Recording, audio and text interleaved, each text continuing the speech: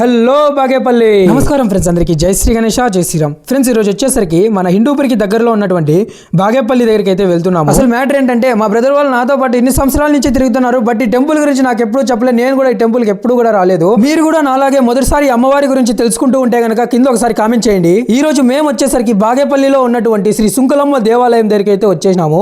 ఈ దేవాలయం ఎక్కడో కాదండి, బాగేపల్లి టు చిక్బలాపూర్ వెళ్లే రోడ్ లో 7 కిలోమీటర్స్ వెళ్ళామంటే మనకి హైవే పక్కలోనే ఉంటుంది. ఈ రోజు మేము ఇక్కడ రావడానికి గల కారణం ఏమంటే, బ్రదర్ వాళ్ళ ఇంట్లో మొక్కుబడి ఉందంట. అమ్మవారి మొక్కుబడి తీర్చుకోవడం కోసం అయితే వచ్చాము. ఇంకా ఈ సుంకులమ్మ గురించి మాట్లాడుకుంటే గనక, పూర్వం ఇక్కడ రోడ్డు పక్కలోనే ఒక పుట్ట అనేది ఉందంట. ఆ పుట్టలో సర్పం కూడా ఉండేదంట. ఆ సర్పాన్ని ఊరి ప్రజలంతా కూడా అమ్మవారి సర్పంగా భావించేవారంట.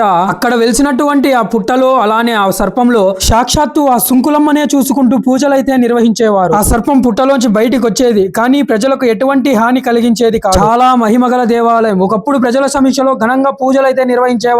ప్రతిరోజు వైభవంగా ఉండేదట. కానీ ఇప్పుడు ఈ దేవాలయాన్ని నూతనంగా అద్భుతంగా నిర్మిస్తున్నారు. కొన్ని కారణాల వల్ల రోడ్డు పక్కన ఉన్న పుట్టాన్ని తొలగించారట. ఇప్పుడు కూడా ఈ దేవాలయ ప్రాంగణంలో ఆ సర్పం అనేది తిరుగుతూ ఉందని, అప్పటి అమ్మవారి మహిమ ఇప్పుడు కూడా అలానే ఉందని ఊరి ప్రజలైతే చెబుతూ ఉన్నారు. మీరు ఇక్కడ చూడొచ్చు, ఈ నూతన దేవాలయంపై అప్పటి కాలం నాటి కట్టుబాట్లను, సాంప్రదాయాలను చిత్రరూపంలో చిత్రీకరించారు. ఈ నూతన దేవాలయంలో ప్రతిష్ఠించినటువంటి సుంకులమ్మని చూస్తుంటే అలానే చూస్తూ ఉండాలనిపిస్తుంది. ఎందుకంటే అమ్మవారి ముఖంపై ఉన్న ఆ చిరునవ్వు చాలా అద్భుతంగా అనిపించింది. అమ్మవారి దర్శనం చేసుకున్న తరువాత అమ్మవారి మొక్కుబడిని తీర్చుకొని అదే దేవాలయ ప్రాంగణంలో అంతా కలిసి భోజనం చేసి రిటర్న్ ఇంటికి అయితే బయలుదేరినాము.